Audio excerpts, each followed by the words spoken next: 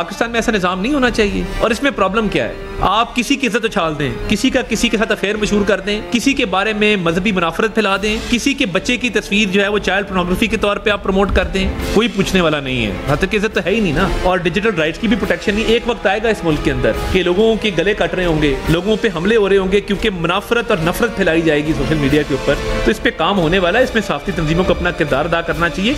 मुझे बड़े अफसोस के साथ कहना पड़ रहा है कि मायूसी हो रही है। पाकिस्तान पीपल्स पार्टी ने अपनी पार्टी का बहुत बड़ा नुकसान करके इस हुकूमत के साथ खड़े होने का फैसला किया, क्योंकि पीपल्स पार्टी हमेशा चाहती है कि हम किसी भी सतह पर मुल्क को या इस कौम को बंद गली की तरफ ना लेके जाएं। तो इसलिए पीपल्स पार्टी ने इनका साथ दिया। बिस्मिल्लाहिर्रहमानिर्रहीम, अस्सलाम वालेकुम नाज़रीन। पंजाब में हद तक इज़्ज़त का नया कानून नाफिज हो गया, जिसमें सहाफ़ियों का एहतजाज नज़रअंदाज करते हुए कायम मुकाम गवर्नर पंजाब मलिक अहमद खान ने 8 जून को हद तक इज़्ज़त का बिल मंजूर करते हुए दस्तखत किए और आज पंजाब हुकूमत ने इस कानून का गजट नोटिफिकेशन जारी कर दिया है। नाज़रीन, हद तक इज़्ज़त बिल के तहत ट्रायल से कबल 30 लाख रुपए तक हर्जाना भिजवाया जा सकेगा और कानून का इतलाक प्रिंट, इलेक्ट्रॉनिक, सोशल मीडिया के तमाम प्लेटफॉर्म्स पर होगा। हद तक इज़्ज़त के केसेस के लिए खुसूसी ट्राइब्यूनल्स कायम होंगे जो 6 माह में ये फैसला करने के पाबंद होंगे।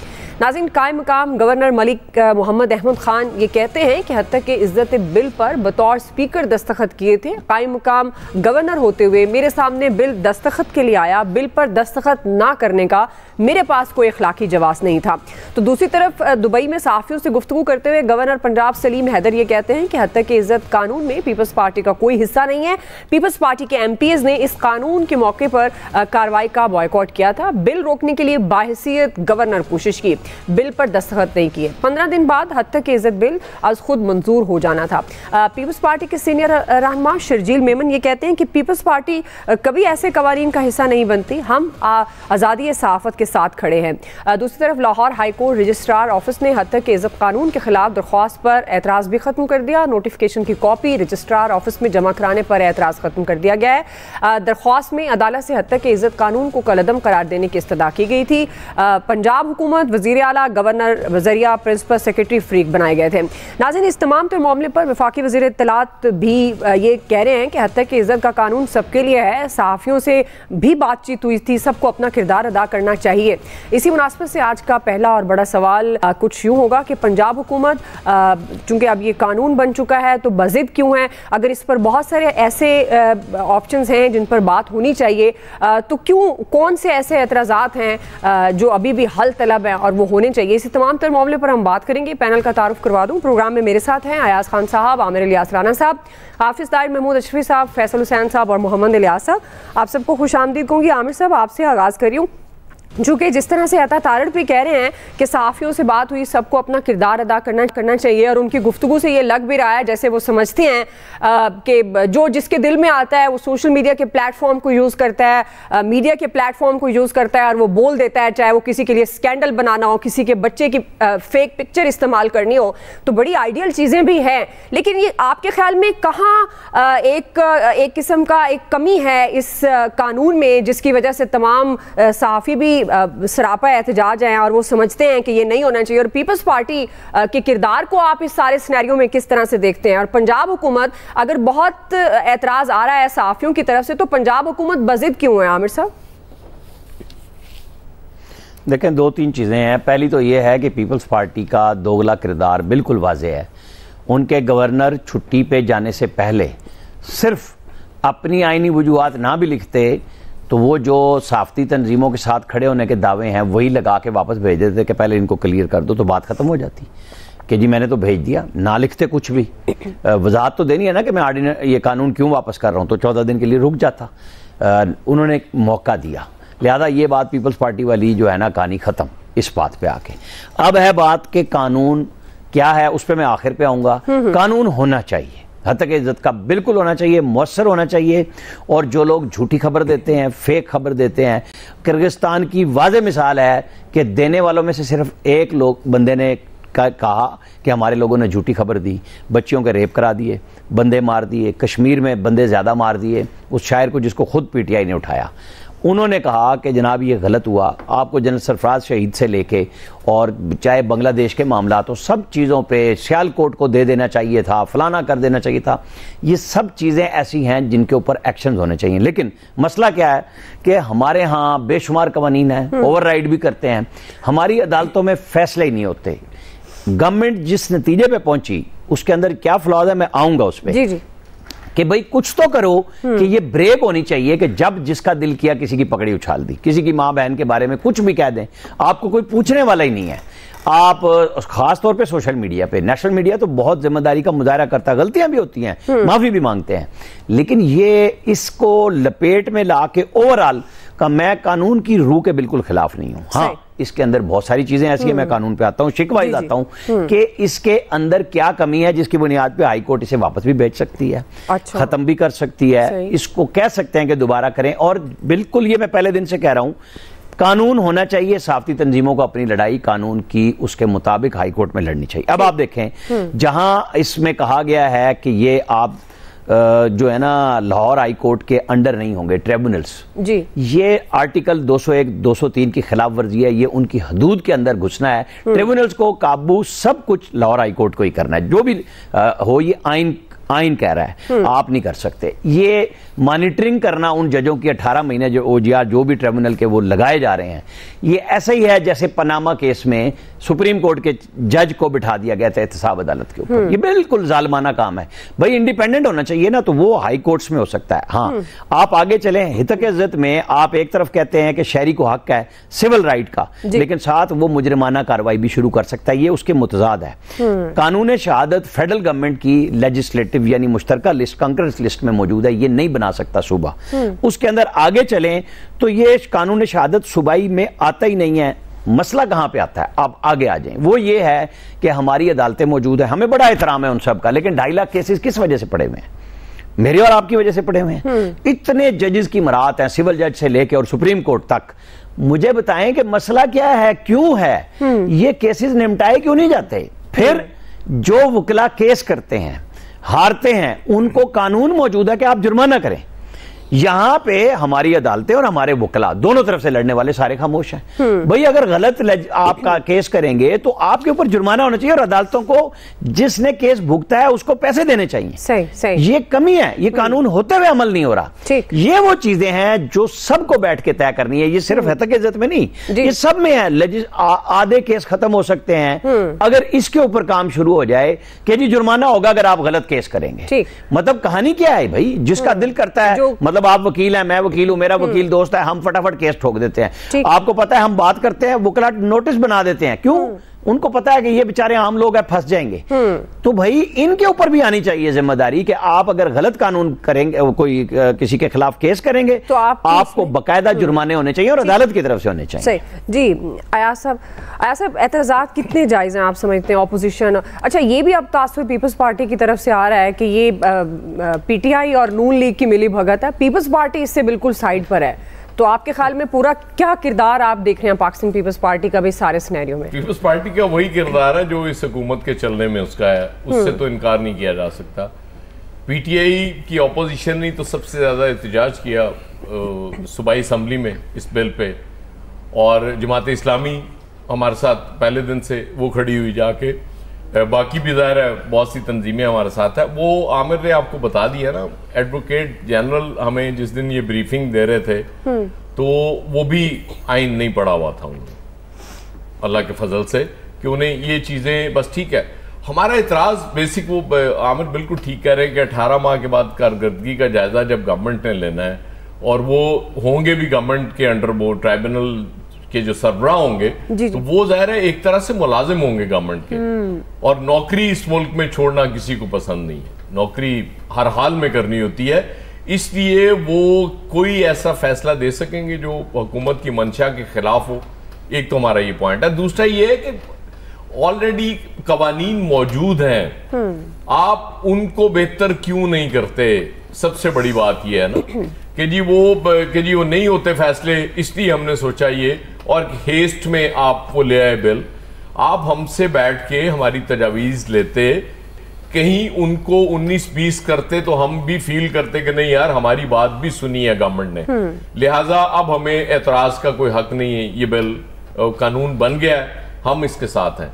लेकिन मतलब वो होती थी फेक न्यूज की बात होती थी, वो उस पे भी बहुत अरसा चलता रहा। वो पीटीआई और इस वक्त बड़ी काबिल एहतराम है हमारे लिए क्योंकि हमारे साथ खड़ी है, लेकिन वो इन्होंने पीका ऑर्डिनेंस में और पीडीएमए में बनाना जा रहे थे, यही फवाद चौधरी साहब थे ना उस वक्त इनके। जी जी। और उस वक्त हमने एहतजाज सिर्फ नहीं किया, हमने बॉयकॉट भी किया था फवाद चौधरी साहब की एक मीटिंग से कि आज के बाद हम आपसे बात नहीं करेंगे, लेकिन उन्होंने बहरहाल उस पे वो पीछे हटे और उसके बाद चीजें बेहतर हुई। ये बिल्कुल तयशुदा था, हमारे साथ बात हो गई वजीर इत्तलात की कि ये नहीं आएगा, नहीं मतलब ये एक हफ्ता आपको दे देंगे। मतलब हमने कहा था कि 1 वीक हमें दे दें ताकि हम अपनी तजावीज करा दें, चले उसमें कम दिन भी हो सकते थे, 3 दिन कह देती। उसके बाद कहा यह गया था कि चीफ मिनिस्टर साहबा से बात करके हम आपको जवाब देंगे। सही। और चीफ मिनिस्टर साहबा पे डाल दिया ना सारा। इसका मतलब है कि वो नहीं चाह रही थी कि आप मुशावरत से कुछ चीज लेके आए, उन्होंने तय किया हुआ था कि बिल हर हाल में कानून बनना है और वो आपने बना दिया।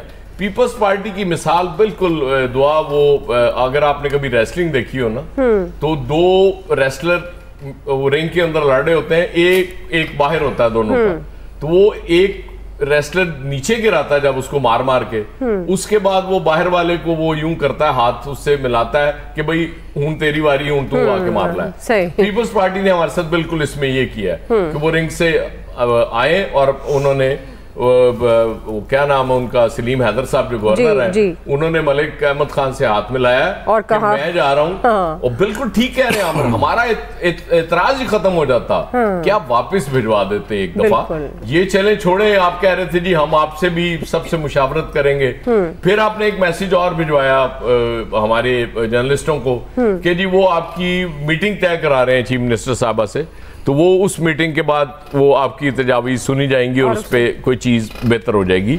लेकिन बिल्कुल मुझे नहीं समझ आ रही ये जो PMLN है, जी। ये तो स्टार्ट इसका है ही मीडिया के सर पे, और ये मतलब मीडिया के साथ सब अच्छे ताल्लुकात बना के वो, बल्कि पीपल्स पार्टी पे हाँ पीपल्स पार्टी पे इसलिए भी हमें ज्यादा अफसोस है कि वो जब जरदारी साहब सदर थे, आपको याद होगा कि रोज डेटें दी जाती थी उनकी गवर्नमेंट जाने की, इसके बावजूद उन्होंने बर्दाश्त किया। तो वो पीपल्स पार्टी अगर आप आज PMLN के साथ खड़ी है तो बिल्कुल ये हैंड इन हैंड है ना। हम ये कैसे मान लें इनकी बात, शर्जील मेमन साहब हों या हसन मुर्तजा हों, अब तो इसकी वजाहत बिलावल साहब या जरदारी साहब को देनी पड़ेगी कि जी हम इस बिल में एक फिक्रा कहना है जी बस। जी आमिर साहब जी कहें। वो जो अयाज साहब ने जब कहा ना कि कैसे मान जाएं, तो वो मुझे वैसे तो शेर याद नहीं रहते, वो है ना कि मैं कैसे मान जाऊं कि वो दूर जाके रोए। सही बिल्कुल, और वो दूर जाके रोए, पास से गुजरे तो उन्होंने हाल नहीं पूछा बल्कि मौका दे दिया कि हम जा रहे हैं, तक न पूछा। एग्जैक्टली। हाफिज ताहिर साहब कैसे मान जाऊं कि वो दूर, अच्छा दूर जाके रोए जरूर है, लेकिन वो टस्वे जिसे कहते हैं ना वो वाले हैं। सही है। हाफिज ताहिर साहब आप समझते हैं ये सही बिल आया है जी, ये जो हद तक की इज्जत बिल, आप इसको की फेवर में है या समझते हैं जिस तरह से इस पर कुछ एतराज़ात उठाए जा रहे हैं वो जायज़ हैं अपोजिशन के और खासतौर पर सहाफ़ती तंजीमों के? हाफिज ताहिर साहब देखिए, मैंने पहले भी कहा था पिछले प्रोग्राम में भी कि क्या हर्ज है कि अगर अपोजिशन के सारे बैठ के इस पर गौर व फिक्र करें। एक जेन्युइन हमारा प्रॉब्लम है फेक न्यूज का, एक जेन्युइन प्रॉब्लम है जो एक फैलाते हैं, सनसनीखेजी फैलाते हैं, उल्टी सीधी जो है खबर चला देते हैं, वो एक हमारा मसला है, उससे इनकार नहीं किया जा सकता। लेकिन जो जेन्युइन लोग हैं उनको इससे मसला ना हो, उस हवाले से बिल्कुल अगर कोई ऐसे तहफ़्फ़ुज़ात है तो वो दूर होने चाहिए। लेकिन फेक न्यूज एक प्रॉब्लम है आपके मुल्क में नहीं, पूरी दुनिया में ही है। आपके यहाँ यूट्यूबर और ये जो सोशल मीडिया के नाम नेहाज सहाफ़ी मुजाहिदीन बने हुए हैं, जिन्होंने जो तबाही उतारी है वो आप देखें तो ये क्या कुछ करते हैं, झूठ पे झूठ बोलते हैं, बिल्कुल गलत बयानी करते हैं, लेकिन कोई उन पे गिरफ्त ही नहीं है, कोई उनको पकड़ ही नहीं सकता। ऊपर हेडलाइन लिखते हैं, उसका पेज फ्रंट कुछ बनाया होता है, अंदर कुछ और होता है, और जिसके बारे में मर्जी जिसकी मर्जी पर जो है वो इज्जत उछाल दें, कोई गिरफ्त नहीं है, कोई पकड़ नहीं है। तो ये कानून के बाद सब ठीक हो जाएगा? हाफिज साहब, एक ज़िमनी सवाल, आप अपनी बात मुकम्मल भी कीजिएगा। कानून, पहले भी बड़े कानून मौजूद हैं लेकिन अमल दरामद नहीं होता, तो आपको लगता है ये जो एग्जाम्पल आप सोशल मीडिया खासतौर पर, ये वाकई ठीक है, थंबनेल बहुत कुछ और होता है और अंदर कहानी कुछ और होती है, तो ये ठीक हो जाएगा सब मामला? देखिए, ठीक हो या ना हो, लेकिन उन लोगों को मैं आपको बताता हूँ, मैंने 2 केस इसके इज्जत के किए, एक टीवी पे किया, एक और। तकरीबन 1.5 साल के बाद मेरे वकला ने कहा, मैंने कहा यार और कितना चलना है? उन्होंने कहा कि अभी ये चलेगा। मैंने कहा एंड क्या होगा? उन्होंने कहा एंड ये होगा कि अगर वो आगे अदालत में कहते हैं सॉरी तो खत्म हो जाएगा। तो मैंने कहा यार केस उठा लो। यानी ये जेन्युइन आपके यहाँ एक प्रॉब्लम तो है। नहीं, आप पे जुर्माना होना चाहिए था। वो कह रहे हैं आप पे जुर्माना होना आपने चाहिए। वापस क्यों लिया? मैंने वापस इसलिए ले लिया, मेरे पास चीजों को देने के पैसे खत्म हो गए थे। नहीं, जुर्माना पे जो आओ हाफिज साहब असी जमा कराना अदालत। तो बिल्कुल सही बात है। उल्टा मेरा ख्याल है मेरी तरफ केस हो जाना चाहिए। ये जेन्युइन बात जो है ना, इसलिए जो जेन्युइन तहफ़्फ़ुज़ात है वो भी दूर होने चाहिए, लेकिन कानून तो जरूर होना चाहिए कि ये जो लोगों की पगड़ियां उछालते हैं रोजो शब जो है, जो दिल चाहे, जिसका दिल चाहे, जिसके बारे में चाहे कह दे, और ये बड़े अपने आप को मुजाहिद साबित करते हैं। 80% झूठ बोलते हैं। आप ले आए, ये जो बड़े बड़े नाम है आपके यूट्यूबरों के, 80% झूठ बोल रहे होते हैं, और लेकिन कोई उन पे गिरफ्त नहीं कर सकता, कोई पकड़ नहीं कर सकता। तो इसलिए इनसे इस हवाले से जो जेन्युइन हमारी साफी बरादरी है उसके तहफ़्फ़ुज़ात दूर होने चाहिए। लेकिन ये जो 2 नंबर साफियों के रूप में आना चाहते हैं, इनका रास्ता भी रुकना चाहिए। सही जी। फैसल साहब, आपका टेक क्या है? आप वैसे इसके साथ हैं? आपको लगता है ये होना चाहिए? और जो एतराज़ात किए जा रहे हैं, आप समझते हैं वो जेन्युइन है? और पंजाब हुकूमत ज़ाहिर डटी है, वो समझती है कि ये अब ऐसे नहीं चलेगा, तो क्या आप सपोर्ट करेंगे? मैं उसके पहले मैं सिर्फ सवाल पूछना चाह रहा हूँ कि ये बिल तो अब कानून बन गया है, तो क्या अभी इस बिल के मुताल्लिक गुफ्तगू की जा सकती है? इसका इतलाक हम पर होगा? बस अब हमने कर दिए, देने पड़ जाएंगे। वो अयाज साहब ने कहा है कि उनके पास पैसे हैं, हम सब के 30-30 लाख वो कर देंगे। आप वो मैंने दुआ के पास रखवा दी है। जब आप मुश्किल में फंसे दुआ से रब्ता कर लीजिएगा। तुसी दोनों आपस में रल के सानू 5-5 लाख भेज दो। और हम नहीं बोलेंगे, ऐसे ही कहना चाह रहे हैं आप आमिर साहब? 5 लाख लेने के बाद नहीं, बस 5-5 दे दें, हम गुजारा कर लेंगे सब कुछ। जी फैसल साहब। दूसरा ये है कि पीपल्स पार्टी से मुताबिक गुफ्तगू अयाज साहब ने की, आमिर साहब ने की, बिल्कुल सही है। पीपल्स पार्टी तो सिर्फ जो है अदाकारी कर रही है। अब अदाकारी के अलावा अगर हम ये कहना है कि 8 फरवरी से पहले और 8 फरवरी और 8 फरवरी के बाद सबसे अच्छे किसी ने सियासी कार्ड खेले तो पीपल्स पार्टी ने खेले, और उसने बोला कि सियासत आती है तो हमें ही आती है, सब कुछ कर रहे हैं और कुछ भी नहीं कर रहे वाली जो है उनकी जो है पोजीशन है। ये पंजाब गवर्नमेंट को पता नहीं अपनी मर्जी से ये बिल लाए, किसी के कहने पर लेकर आए। लेकिन एक बात थोड़ी सी कंफ्यूजन है, मैं इतना कानून नहीं समझता। आमिर साहब बहुत कानून समझते हैं, मैं आमिर साहब से पूछ लेता हूँ, ये बिल पंजाब गवर्नमेंट ने पंजाब असेंबली से मंजूर हुआ है, तो जो सिंध में बैठ के कोई ऐसी बात करता है तो क्या उसका इतलाक भी उस पर होगा? या कोई पंजाब में बैठ के वफाकी हुकूमत के मुतालिक यानी शहबाज शरीफ से मुतालिक कोई गुफ्तगू करता है वफाकी हुकूमत से मुतालिक, तो उस पर भी उसका जो है वो इतलाक होगा? ये पूरे मुल्क पर होगा, पंजाब गवर्नमेंट के ऊपर, ये पूरे मुल्क पर होगा। आपको बात करें यहाँ आपकी छपेगी, मैंने जो कानून पढ़ा है ना आप पे भी गजट नोटिफिकेशन जो पढ़ा है ना, उसमें कुछ तो ओहदेदार बकायदा लिखे हुए हैं, ठीक है। और आपकी बात पंजाब में भी सुनी जा रही है। ये जो चैनलों को जुर्माने होते हैं लंदन में, वो अब नहीं दिखाते बहुत सारे। नहीं, कोई लंदन में बैठ के जो कोई जाके बात थोड़ी करता है जी। जो नशर करता है लंदन में पाकिस्तान की गुफ्तगू, जुर्माने वहां दिए है ना, हज़ारों पाउंड की हो रही होती है। बस ये कहानी इतनी सी समझ की है जी। फैसल साहब, अच्छा, सब पर पूरे पाकिस्तान पर होगा, आप नहीं बच सकते। जनाब जेड़े पूरी दुनिया पर ट्वीट होगा, करते हो ना, हुण तानू लगेगा पता। ये पूरी दुनिया पर होगा, सिर्फ पाकिस्तान में नहीं। यहाँ पे पर्चे दर्ज हो जाएंगे, जब आप दाखिल होंगे पकड़े जाएंगे। अगर आप पाकिस्तान से बाहर हैं दीजिए जी, फिर आप ब्लैक लिस्ट में होंगे। इश्तिहारी होने के बाद आप पाकिस्तान में आते ही अरेस्ट हो जाएंगे। बस समझ गया यानी कि एहतियात करनी है ना दूसरे जी बिल्कुल, परले दर्जे की एहतियात करनी है। ना करो एहतियात, हम तो कह रहे हैं जारी रखो। अच्छा बात यह है कि आप ये बिल लेकर आ गए, वही बात ये है कि हमने पहले भी कहा था कि हत्या की इज्जत की अब ये कानून है, बिल नहीं है, उन पे अमल नहीं। जी कानून आ गया, मंजूर हो गया, तो हत्या की इज्जत के कवानीन पहले मौजूद है, उनको ज्यादा बेहतर बना लेते। अब ये आवाज पेश करना कि उन पे अमल नहीं होता, फैसले नहीं होते, फैसले तो उस बूढ़ी औरत के भी नहीं होते जिसके किराए के मकान पे कब्जा हो जाता है। तो बेहतर है कि पहले जो मजलूमों को इंसाफ नहीं मिल रहा था उनके लिए ऐसे सख्त कवानीन बना लेते, उनको किसी फास्ट ट्रैक से इंसाफ मिल जाता। तो अब यकीन करें इस तरह के बिल बनाने की इनको जरूरत नहीं पड़ती। ट्रू। अब एक ऐसा बिल, इस पर मुस्लिम लीग जिस हालत में है, जिस पोजीशन में है, उसको हमदर्दियों की जरूरत है, सपोर्ट्स की जरूरत है, मुख्तलिफ क्वार्टर्स की। लेकिन उन क्वार्टर्स की सपोर्ट के बजाय वो इनके अपने लिए नए जो मुखालफत के रास्ते खोल रही है, वो क्यों खोल रही है, किस सियासी मंतक के तहत खोल रही है, ये तो मुस्लिम लीग की हो सकता है असल क्वार्टर से उनको सपोर्ट ही हो। इस पर पाकिस्तान का अलमिया ये है ना कि जो लोग देखें, ये जो क्वार्टरों की बात कर रहे हैं ना, ये क्वार्टर एक ऐसी जगह पे आता है कि इसमें भी बंद हो जाएंगे, लिखा हुआ है वहां पे, ध्यान रखें। ये बात हमें अगली बात बकायदा लिखा हुआ है, वो यही थी। सही से ये क्वार्टर इधर उधर से फैसल साहब भी ढूंढ रहे हैं ना, ये अंगेख्त करने वाले सवालात में भी आप फंस जाएंगे। चलिए फैसल साहब, अब मैं आसान लफ्जों में कह के अपनी गुफ्तगू खत्म करता हूँ, बिला वजह में मैं गिरफ्त में आऊंगा। आप आसान लफ्जों में ये है कि इस कानून का जो है वो आमिर साहब के अलावा सब पे इतलाक होगा।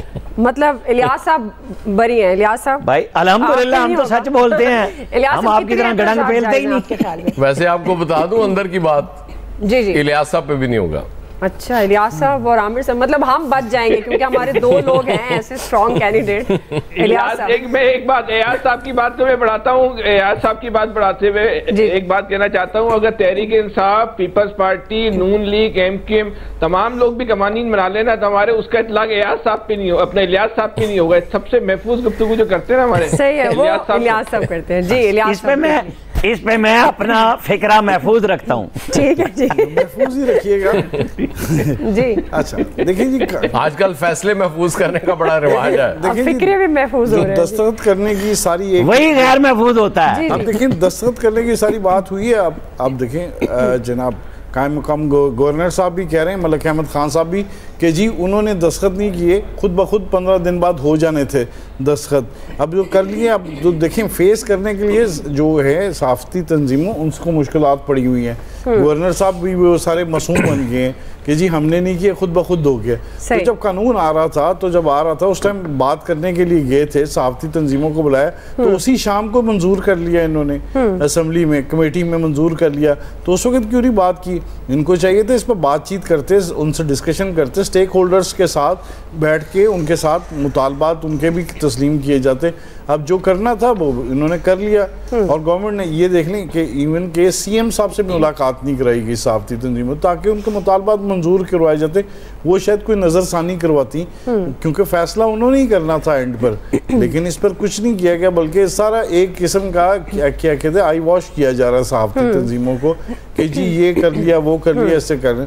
इसमें तो साफ पता चल रहा है कि अरे भाई कैबिनेट ने अप्रूव किया है, सीएम की मौजूदगी में किया है, वरना कैसे होता? देखें जी, जब मंजूर किया है तो साफियों से पहले पूछना चाहिए, इतना छुपाना क्यों? ये तो ये क्या कहते हैं, इसको तो वो क्या कह सकते हैं कि कानून लेके आ गए, ताकि वो इसमें टाइम देना चाहिए था, टाइम फ्रेम देना चाहिए था, इस पर बातचीत होनी चाहिए थी। कोई पहले भी देख लें कि इतने कवानीन जो पास होते हैं वफाक में, सूबों में, उसमें बाकायदा उस पर बातचीत, गुफ्तगू, उसमें मुज़ाकरात होते हैं, आपस में सिफारिशात ली जाती हैं ताकि उसमें किया जाए।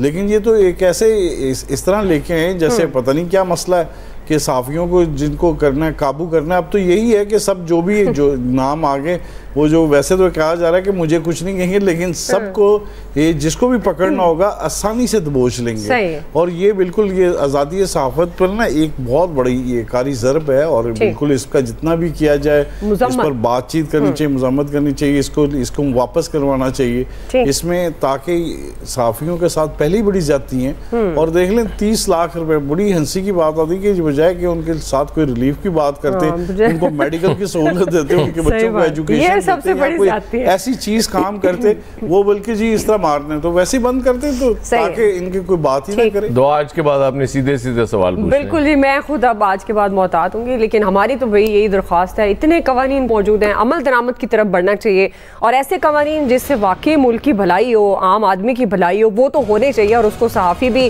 ज़ाहिर सपोर्ट करते हैं।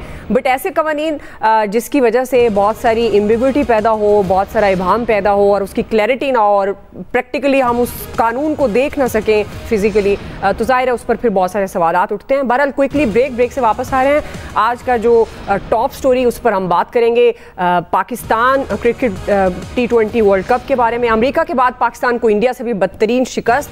हम मुख्तलिफ पहलुओं से इस पर सवाल उठाएंगे कि पाकिस्तान टीम की मायूस कुन कारकर्दगी की वजह क्या है और जो खास तौर पर मोहसिन नकवी साहब ने एक बयान दिया कि बड़ी सर्जरी की ज़रूरत है, क्या इस मौके पर यह बयान बनता था? इस तमाम तर मामले पर बात करेंगे ब्रेक के बाद।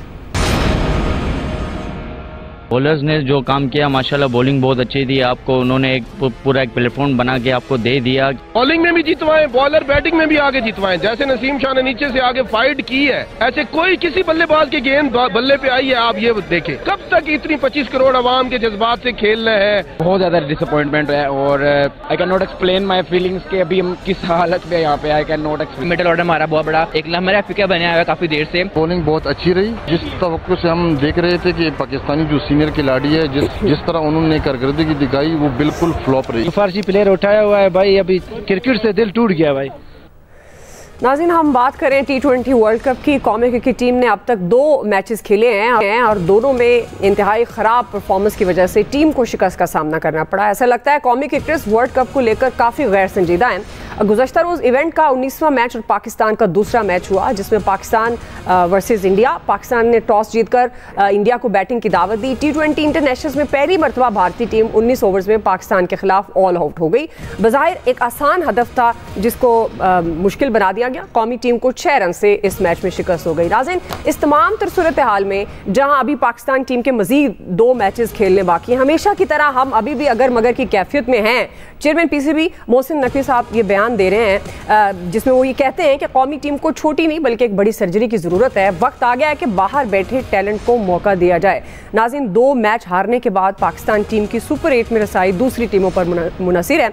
इसी मुनासिबत आयासम मैं आपसे आगाज़ कर रही हूँ, चूँकि जिस तरह की हमने बुरी परफॉर्मेंस देखी, चले इंडिया तो एक बड़ी स्ट्रॉन्ग टीम है लेकिन अमेरिका से भी हम हार गए और उसके बाद इंडिया ने जो टारगेट दिया उसको हम नहीं चेस कर सके। ख़ास तौर पर इस मौके पर मोहसिन नकवी साहब का ये बयान आना, क्योंकि बारहा अब तो ये बड़ी आम हो गई है बात कि सियासत का जो अमल दखल है क्रिकेट में उसने इस गेम को तबाह कर दिया है। तो आपके ख्याल में क्या वजह है मायूस कुन कारकर्दगी की?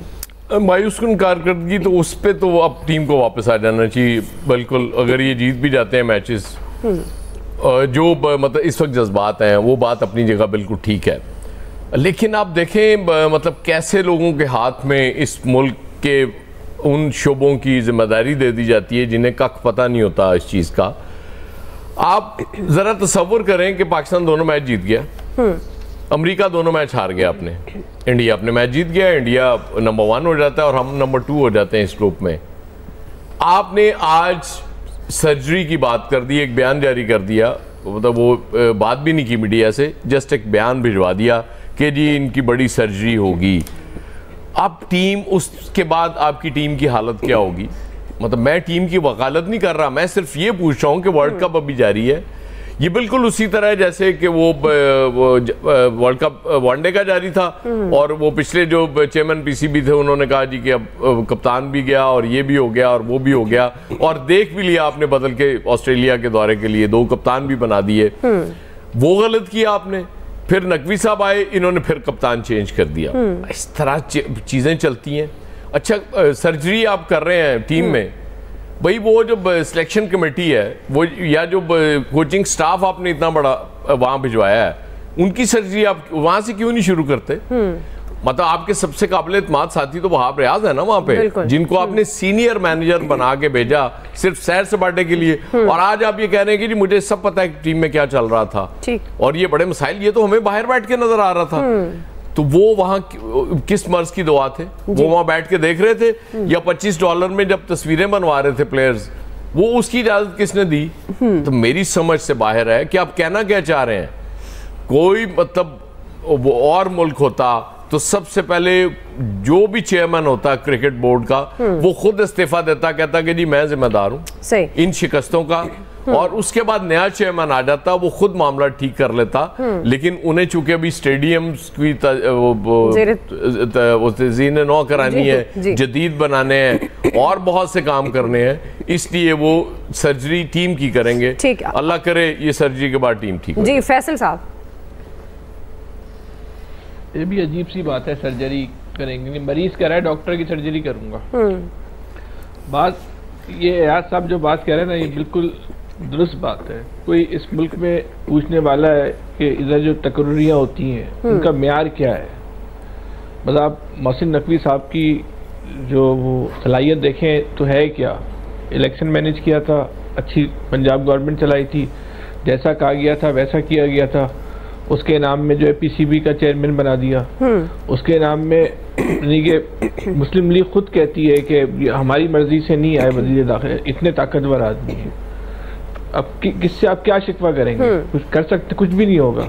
अगर हम आप समझ रहे हैं कि इतना कुछ हुआ, और जो कल से इस कौम के जज्बात हैं जी जी, उस जज्बात की इस मुल्क में किसी भी जगह पर कोई अहमियत है, कोई औकात है, तो ये हम और आप गलत सोच रहे हैं। जो इस टीम को इस नहज तक पहुंचाने वाले हैं, जो इस टीम को तबाह बर्बाद करने वाले हैं, उनके खिलाफ जो है वो मामूली सी भी जो है ना वो कार्रवाई नहीं होगी। हाँ, जो कमजोर लोग हैं उनको हटा देंगे, लगा देंगे, लेकिन जो बुनियादी है जिससे इस सिस्टम को हमने बेहतर करना है, जिसको हम पीसीबी कहते हैं, क्या पीसीबी में इस वक्त हुकूमत पाकिस्तान जो है, पता नहीं कानून आ गया है, तो बात करते हुए भी डर लगता है, लफ्ज़ क्वार्टर में इस्तेमाल ही नहीं करूंगा, लेकिन ये हुकूमत पाकिस्तान में क्या इतना दम है कि इस पीसीबी के चेयरमैन को वो हटा सके?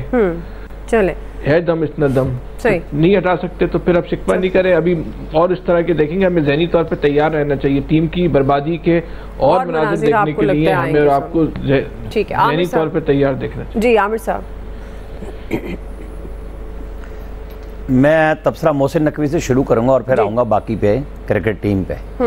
इख्तियार का नशा किसे कहते हैं, मैं उसकी मिसाल बताता हूँ। वो कहते हैं हुक्मरानों की गर्दन में सरिया कैसे आता है। मेरा तीसरा चौथा साल था जर्नलिज्म में, आज अल्हम्दुलिल्लाह मेरा 33वां साल है। तो मैं इस्लामाबाद में एक एसपी की गाड़ी में बैठा, फ्रंट पे बैठा हुआ था जी।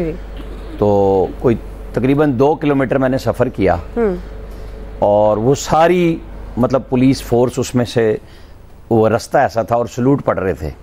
हालांकि मैं तो मेहमान था, और जब मैं उतरा तो मेरी गर्दन में सरिया आ चुका हुआ था। इस सलूट का नशा जो होता है ना, इंसान को बेख्तियार कर देता है, बेपनाह इख्तियार से, कि वो उसमें नशे में रहता है कि हाँ क्या बात है। मोहसिन नकवी साहब के साथ ये काम हो रहा है। सही। ये जो है ना, जर्नलिज्म से शुरू होके और वो बहुत बड़े आदमी हो गया, अल्लाह मियां और बड़ा करे, हमें उनकी उस शोहरत और उससे कोई मसला नहीं है। इशू ये है कि आप लंदन जाते हैं, आप दोस्तों से कहते हैं कि मैंने पहले सोचा था कि मैं पीसीबी छोड़ दूंगा लेकिन मैं रखूंगा, फिर उसके बाद वो वेटिकन चले गए, वेटिकन से वो अमेरिका चले गए। जी। उन्होंने अब आना है और शायद हज पे भी जाना है। मतलब मुल्क का वजीर दाखिला अपना काम छोड़ के ये बाकी काम कर रहे हैं। चले जो साहिब इख्तियार हैं, ठीक है, उन सबको ये सोचना चाहिए कि ये चीजें उनके पास रहनी चाहिए जिनका काम है।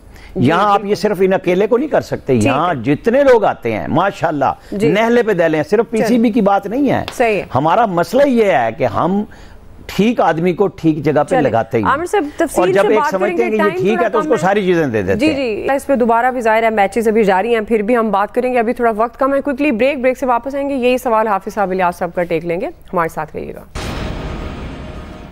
वेलकम बैक नाज़रीन। जी इलियास साहब, आपके ख्याल में कारकर्दगी जो इतनी मायूस कुन नजर आई पाकिस्तानी टीम की, क्या वजह है? ये आज से नहीं, ये काफ़ी सालों से आप देखेंगे, बरसों से ये इसी तरह चलते आ रहे। मौजों पर मैच जीते हैं और अवाम के जज्बात के साथ खेला जाता है। बेसिकली ये जो है पीसीबी की जानिब से ही नहीं बल्कि सारी क्रिकेट में डोमेस्टिक क्रिकेट होती थी। आज साहब को पता है इसके बाद काज़म ट्रॉफी इस तरह आपस में मैच डिपार्टमेंट्स के होते थे और नया टैलेंट निकलता था। अब देखें वो जो लड़के हैं जिनकी परफॉर्मेंस है ही नहीं है और वो कहाँ की परफॉर्मेंस नजर ही नहीं आती। फिर भी उनको घसीटे जा रहे हैं, उनको साथ लेके घसीटे जा रहे हैं, उनको साथ चलता ही नहीं, उनकी परफॉर्मेंस नील होती है और ना ही वो प्रैक्टिस करते हैं, ना उनकी खिलाड़ियों की कोई है ऐसी कि जी उनके एक दो नाम हैं, उसके बाद सारे वो सारे पुराने वो जो चल रहे हैं उनको ले लेके चल रहे हैं। उसके बाद क्या फिर आप मैच खाक खेलेंगे ये। इनके तो इस तरह ही नहीं जिस तरह के दूसरे लड़के सारे खेलते हैं उनके बाद में। इनका तो सिर्फ पाकिस्तान में ही बड़ी यानी कि वैसे जैसे कोई होता है ना डंग टपाओ चला रहे हैं बिल्कुल हर जगह और सिस्टम में हमारा सारा क्रिकेट का सत्यानाश हो गया। हाफिज साहब, मायूस कुन कारकर्दगी की वजह? हाँ, क्या वजह बताएं? वजह यही है, नालायकी है। वजह यही है कि कोई तवज्जो नहीं है। ये जरा अगर कोई इदारा ताकीद कर ले इस मुल्क का कि जो खुद सफार क्रिकेट खेला है, मैं बड़ी जिम्मेदारी, मैंने कभी इल्जाम नहीं किसी पे लगाया, मैं खुद बड़ी जिम्मेदारी से कह रहा हूँ कि जो शख्स खुद सिफारशी क्रिकेट खेलने आया, जब आप पूरी टीम उससे सुपुर्द कर देंगे तो नतीजा यही होगा और क्या होगा। अब आप की बात कर रहे हैं, जरा ये ताकीद कर ले सारे। मैं सहावी दोस्तों से भी कहता हूँ कि ये पिकनिक मनाने गए हुए थे या क्रिकेट मैच खेलने गए हुए थे। आयरलैंड से आपको जूते पड़े, इंग्लैंड से आपको जूते पड़े, अमेरिका से आपको जूते पड़े, चले वो सुपर ताकत है उसके जूते तो खाते आ ही रहे हैं 70 सालों से। सही है। इंडिया से कल आपको जूते ही नहीं पड़े बल्कि उन्होंने आपका सर बढ़ा के आपको। हाफिज साहब, माज़रत, वक्त खत्म हो गया, पॉइंट आ गया। आज के एक्सपर्ट से इतना ही। फीडबैक दीजिएगा, ख्याल रखिए, अल्लाह हाफिज।